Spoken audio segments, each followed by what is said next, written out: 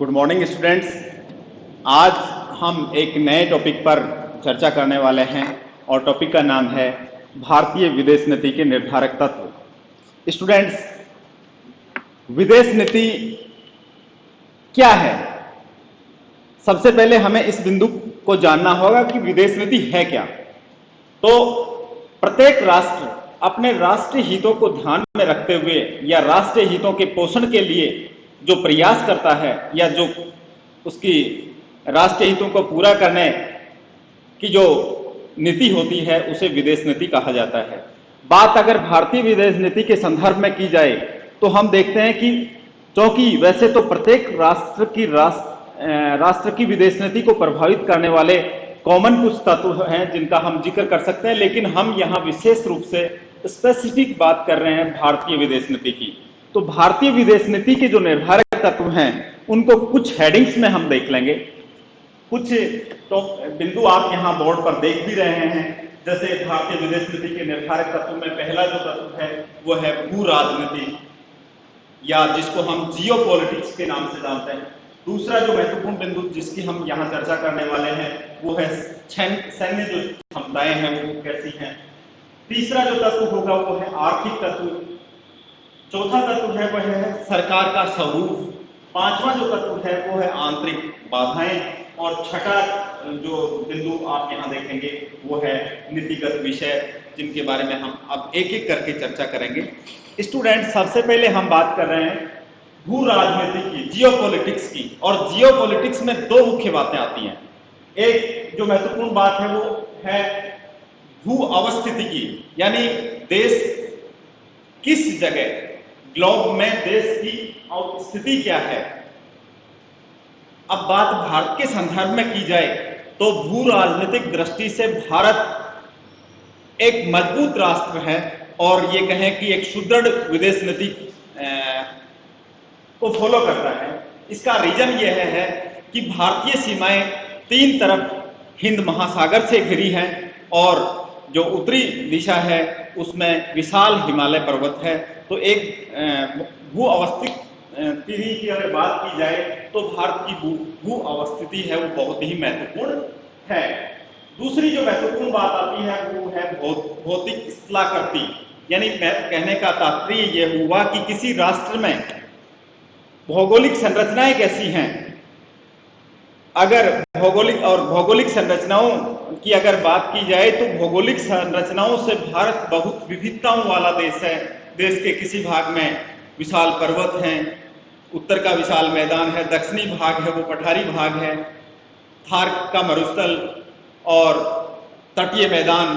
भारत के विभिन्न भौगोलिक जो ये भूभाग हैं जो भारत को एक विशालता और विविधता प्रदान करते हैं। इस रूप में भारत एक सुदृढ़ विदेश नीति को फॉलो करता है और यही कारण है कि जियोपॉलिटिक्स किसी राष्ट्र की विदेश नीति को महत्वपूर्ण रूप से प्रभावित करता है। और यही कारण है कि अपनी भौगोलिक अवस्थिति की विशिष्टता के चलते दक्षिणी एशिया में भारत एक सुदृढ़ विदेश नीति को फॉलो करता है। दूसरे बिंदु की अगर बात करें सैन्य क्षमताओं की। स्टूडेंट्स, जिस राष्ट्र के पास मजबूत या ये कहें कि अच्छी मारक क्षमता के हथियार होंगे, विशाल सेना होगी, वो राष्ट्र उतना ही शक्तिशाली होगा और वो अपनी विदेश नीति या ये कहें कि अपने राष्ट्रीय हितों को पूरा करने में किसी प्रकार की समस्या का सामना नहीं करना पड़ेगा। और बात भारत के संदर्भ में की जाए तो हम यहाँ देखते हैं कि भारत की जो सेना है वो विशाल सेना है। भारत के पास एक विशाल सेना है और सेना के साथ साथ जो सैन्य हथियार है, सैन्य हथियार के मामले में भी विशेष रूप से मिसाइल के मामले में भारत एक महत्वपूर्ण राष्ट्र है, एक मजबूत राष्ट्र है। मिसाइल टेक्नोलॉजी यहाँ की काफी एडवांस है। तो जो प्रक्षेपास्त्र हैं और इसके अलावा विभिन्न प्रकार के लड़ाकू विमान और विभिन्न प्रकार की परमाणु पनडुब्बियां। तो इस प्रकार से सैन्य क्षमताओं के संदर्भ में अगर बात की जाए तो भारत एक सुदृढ़ राष्ट्र है और अपने राष्ट्रीय हितों को पूरा करने के लिए भारत हमेशा प्रयास करता रहता है। नेक्स्ट, अगला जो बिंदु है वो है आर्थिक तत्व। स्टूडेंट्स देखिए, जब भारत स्वतंत्र हुआ था 15 अगस्त 1947 को, या कहें कि 1950 के दशक में, भारत एक मजबूत आर्थिक स्थिति में नहीं था, लेकिन समय के साथ और ये कहें कि 1991 के बाद जब से भारत ने एलपीजी, उदारीकरण, भूमंडलीकरण और वैश्वीकरण की नीति को फॉलो किया, उसके बाद में एक प्रकार से आर्थिक उभार हुआ है भारत का। तो इस स्थिति में आज एक बड़ी अर्थव्यवस्था के रूप में भारत स्थापित हुआ है। दुनिया की उभरती हुई अर्थव्यवस्थाओं में भारत का स्थान महत्वपूर्ण हो जाता है, और यही कारण है कि आज G20 में भारत की स्थिति बहुत महत्वपूर्ण है। और ये कहें कि G7 का विस्तार करने की जो बात है लगातार उठ रही है, उसमें भारत को भी शामिल किए जाने की बात आ रही है। तो ये जो चीजें हैं ये हमें दर्शाती हैं कि भारत का आर्थिक उभार हुआ है, और इस दृष्टि से भारत अपनी विदेश नीति के संचालन सुगमता से कर सकता है, अपने राष्ट्रीय हितों को सुगमता से पूरा कर सकता है। तो इस रूप में आर्थिक स्थिति का उभार होने से भी भारत है वो मजबूत स्थिति में पहुंच रहा है। उसके बाद में आता है सरकार का स्वरूप। तो देखिए, हमारे भारत में जो सरकार है, संसदीय शासन है, यहाँ पर संसदीय शासन प्लस संघात्मक स्वरूप जो सरकार का है। तो इस रूप में एक डेमोक्रेटिक लोकतांत्रिक सरकार होने के कारण भारत अपने विदेश नीति के संचालन को भली भांति प्रकार से कर पा रहा है। सरकार का स्वरूप भी इस रूप में, और क्योंकि वर्तमान समय में लोकतांत्रिक मूल्यों को मजबूत करने के लिए, या ये कहें कि अमेरिका की अगर बात की जाए तो वो लोकतंत्र का प्रसार करने का प्रयास कर रहा है। ऐसी स्थिति में भारत के साथ दूसरे जो लोकतांत्रिक राष्ट्र हैं उनका भी जुड़ाव रहा है। इस संदर्भ में विदेश नीति है महत्वपूर्ण रूप से प्रभावित होती है। अगला जो महत्वपूर्ण बिंदु होगा वो है आंतरिक बाधाएं। ये बात भी हमें ध्यान में रखनी चाहिए कि किसी राष्ट्र की विदेश नीति को केवल बाह्य कारक ही प्रभावित नहीं करते हैं, उसके आंतरिक जो कारक हैं, कुछ इंटरनल डिस्टर्बेंस की बात अगर हम यहाँ करें, जैसे भारत के संदर्भ में भी करें कि हमारे यहाँ भी कुछ आंतरिक बाधाएं हैं जो हमारी विदेश नीति को प्रभावित कर रही हैं। जैसे नक्सलवाद की समस्या एक बड़ी समस्या है हमारे पास, क्रॉस बॉर्डर टेररिज्म की समस्या है। तो ये कुछ समस्याएं हैं। इसके अलावा अनएम्प्लॉयमेंट की जो समस्या है, बहुत सारी ऐसी समस्याएं, आंतरिक समस्याएं हमारी जो हमारी विदेश नीति को प्रभावित करती है। भारत के संदर्भ में भी, वैसे तो ये प्रत्येक देश के संदर्भ में लागू होता है, लेकिन भारत के संदर्भ में अगर बात की जाए, भारतीय विदेश नीति को प्रभावित करने में आंतरिक बाधाओं का एक बड़ा रोल रहा है। नेक्स्ट, अगला जो बिंदु है विदेश नीति को प्रभावित करने वाला, वो है विभिन्न नीतिगत विषय।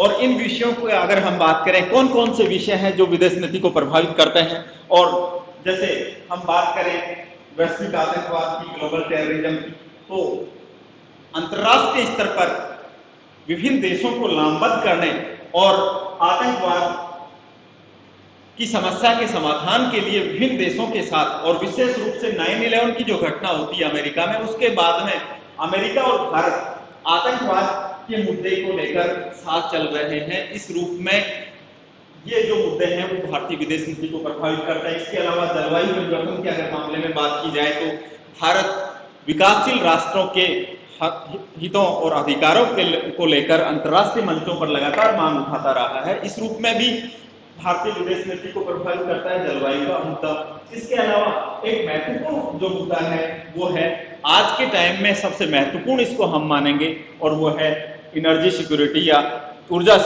जो सुरक्षा है। क्योंकि आज प्रत्येक राष्ट्र चाहता है कि उसको लंबे समय तक निर्बाध रूप से ऊर्जा की आपूर्ति होती रहे, और ये तभी संभव होगा कि हम अपनी विदेश नीति का संचालन इस प्रकार से करें ताकि ज्यादा से ज्यादा लाभ देश को मिल सके, अपने राष्ट्रीय हितों को हम पूरा कर सकें। इसके अलावा जैसे निःशस्त्रीकरण का भी एक बड़ा मुद्दा है। दुनिया में परमाणु हथियारों और ये कहें कि मानवता के लिए एक तरह से एक त्रासदी पैदा करने वाले जो व्यापक नरसंहार के हथियार हैं, उनका लगातार प्रसार हो रहा है। भारत का ये मानना है कि, और 1961 से ही 1963 में पीडीडीटी आती है, उस समय से ही हमारे प्रधानमंत्री जो प्रथम प्रधानमंत्री थे भारत के, पंडित जवाहरलाल नेहरू ने परमाणु हथियारों को मानवता के लिए एक सबसे बड़ा खतरा कहा था। तो इस रूप में भारत हमेशा इस चीज का पैरोकार रहा है कि दुनिया में जो व्यापक नरसंहार के हथियार हैं उनके प्रसार को रोका जाए और संभव हो कि उनका पूर्ण निशस्त्रीकरण हो।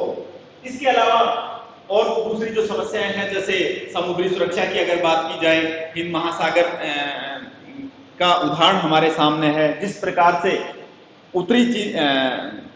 दक्षिणी चीन सागर पर चीन जिस प्रकार से अपना एकाधिकार एक प्रकार से दर्शा रहा है, तो उस स्थिति में हमारे लिए भी महत्वपूर्ण बन जाता है कि जो समुद्री सुरक्षा के लिए कानून बनने चाहिए हिंद महासागर पर, क्योंकि भारत की सुरक्षा के लिए हिंद महासागर में भारत की स्थिति ज्यादा महत्वपूर्ण है।